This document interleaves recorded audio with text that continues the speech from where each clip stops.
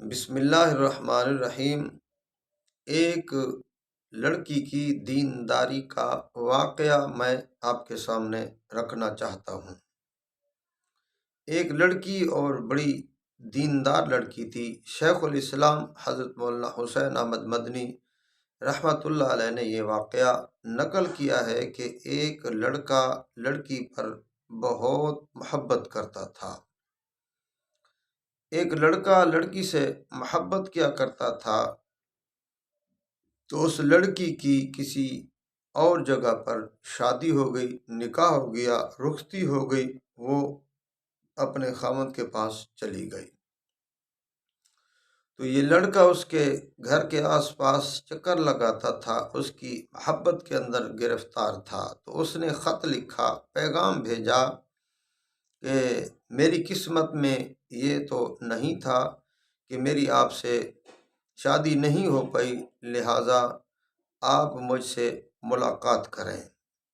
تو وہ لڑکی بڑی دیندار تھی، ایسی ویسی عورت نہیں تھی، بڑی دیندار، عقل مند، باشعور، باعزت عورت تھی۔ تو اس لڑکی نے اس کو پیغام بھیجا کہ آپ 40 دن حضرت عمر رضی اللہ تعالیٰ عنہ کے پیچھے تکبیر اولیٰ کے ساتھ نماز پڑھیں، 40 دن کے بعد میں آپ سے ملاقات کروں گی۔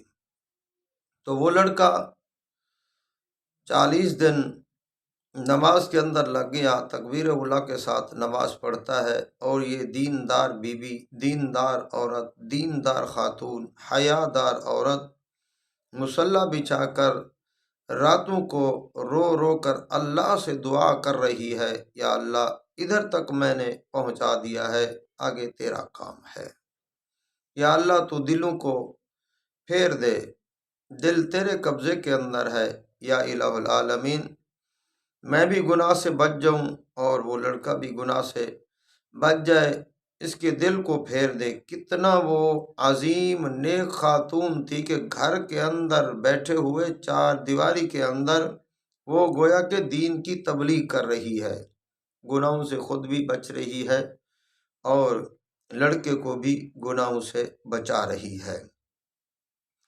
تو 40 دن حضرت عمر رضی اللہ تعالیٰ عنہ کے پاس وہ جاتا ہے، نماز پڑھتا ہے۔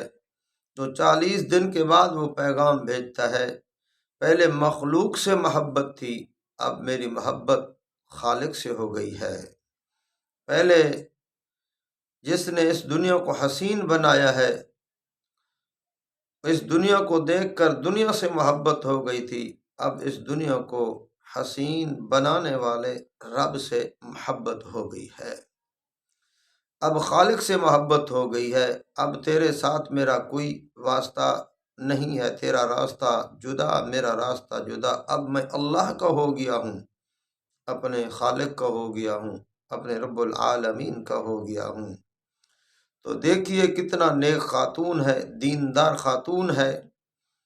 آج کا ہمارا معاشرہ دیکھیں، گناہ کیسے بک رہے ہیں، گناہ سستے داموں بک رہے ہیں، گناہ چند ٹکوں پہ بک رہے ہیں، عورت اپنی عزت اور عصمت چند ٹکوں کے اوپر بیچ رہی ہے، اس کو پتہ نہیں ہے کہ میری عزت کا کتنا مول ہے، میری عزت کتنا قیمتی ہے۔ علماء کرام فرماتے ہیں، اگر 7 بادشاہوں کی بادشاہیں اکٹھی چکرو، اس کا مول، اس کی قیمت گھٹ ہے، کم ہے۔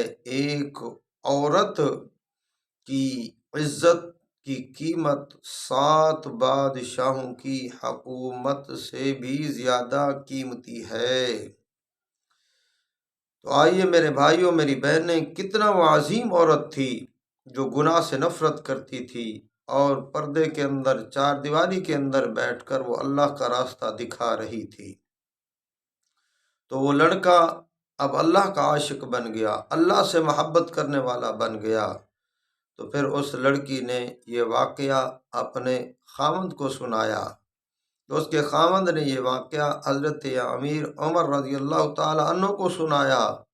تو حضرت عمر رضی اللہ تعالیٰ عنہ فرما رہے تھے، بے شک اللہ کا قرآن سچ کہہ رہا ہے کہ نماز بے حیائی سے، برائی سے، فحاشی سے انسان کو نماز بچاتی ہے۔ جس کی نماز جاندار ہوگی، جس کی نماز روح والی ہوگی، جس کی نماز قیمتی ہوگی، وہ گناہوں سے بھی بچائے گی، اور یہ نماز انسان کو قیمتی بنا دیتی ہے، یہ نماز انسان کو ہیرا بنا دیتی ہے، یہ نماز انسان کو حیا دلاتی ہے۔